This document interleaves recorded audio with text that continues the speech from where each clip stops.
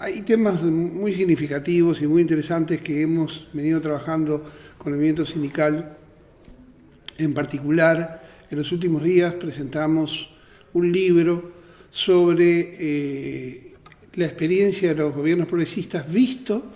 desde el punto de vista de la contradicción capital-trabajo. Fue un seminario con dirigentes sindicales de varios países de América Latina, incluido el presidente de la Confederación Latinoamericana de Trabajadores del Estado, Julio Fuentes, y dirigentes sindicales de funcionarios públicos de la Confederación de Funcionarios Públicos del Uruguay. Y hay un tema ahí que surge clarísimo, y el tema que surge clarísimo y preocupante es que las expectativas que se había creado el movimiento sindical acerca de las políticas que iban a llevar adelante los gobiernos progresistas, tema que ya habíamos discutido en un seminario también, que publicamos un libro en el año 2005, no se cumplieron. O sea, el progresismo tuvo mucho de retórica, poco de anticapitalismo, y si bien en algunos países como Uruguay, sobre todo en el primer gobierno del Frente Amplio, hubo muchas mejoras en las condiciones laborales, leyes favorables a los trabajadores, ley de negociación colectiva, fuero sindical, ley de tercerización, consejo de salarios, trabajadores rurales, etc. Luego de esa primera etapa que se inscribía en lo que era el programa del Frente Amplio en su primer gobierno, medio como que se ha frenado ese proceso de avance, y por eso digo, en las relaciones capital-trabajo. De hecho, se estabilizó algo que hemos calificado como una conciliación de clases asimétrica. ¿Por qué conciliación de clases asimétrica? Es una conciliación de clases porque en el caso uruguayo, el Frente Amplio dio muchos beneficios a los trabajadores en el primer gobierno, sobre todo mejoras salariales importantes. Se recuperó en gran medida los resultados de la crisis, pero le concedió al capital una enorme cantidad de beneficios con exoneraciones tributarias muy grandes a través de las zonas francas que se ampliaron y a través de la ley de promoción de inversiones. De hecho, se generó un proceso de extranjerización de nuestra economía, los frigoríficos, las arroceras,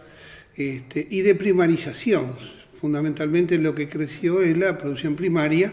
y donde tenemos como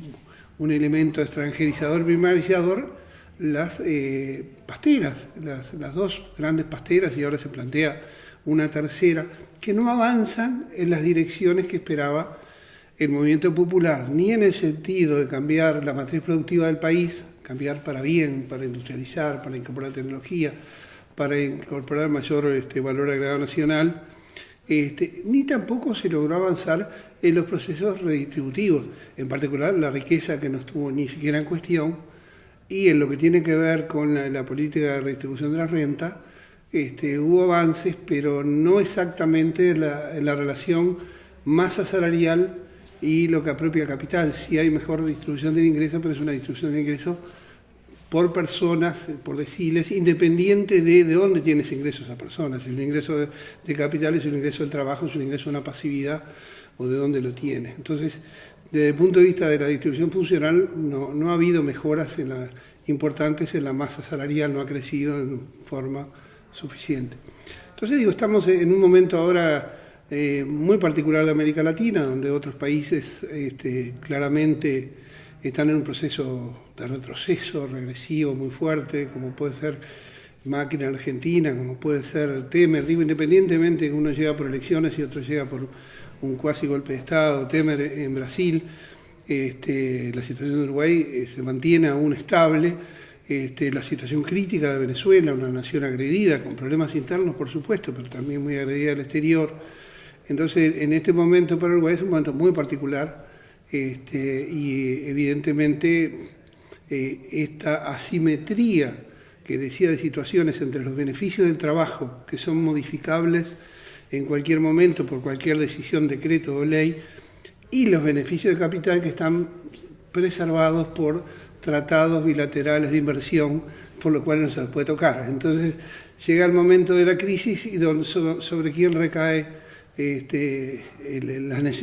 las carencias de recursos del Estado, con quién las trata de paliar. Bueno, como el año pasado con el impuesto de IRPF al trabajo,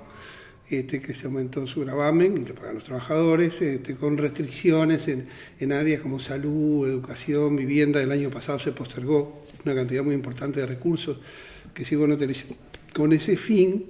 y actualmente una rendición de cuentas que no tiene prácticamente mejoras de ningún tipo, ni en el aspecto salarial, ni en los aspectos que tienen que ver con las necesidades sociales de la gente, lo que sería el salario indirecto, ni tampoco tiene inversiones relevantes como para provocar un proceso de cambio, de reactivación económica. En fin, volviendo al inicio, las expectativas que se generaron en un momento, en este caso, hace unos 10 años, cuando hicimos un primer trabajo sobre este tema, un libro sobre este tema, no se han cumplido, y las expectativas son preocupantes.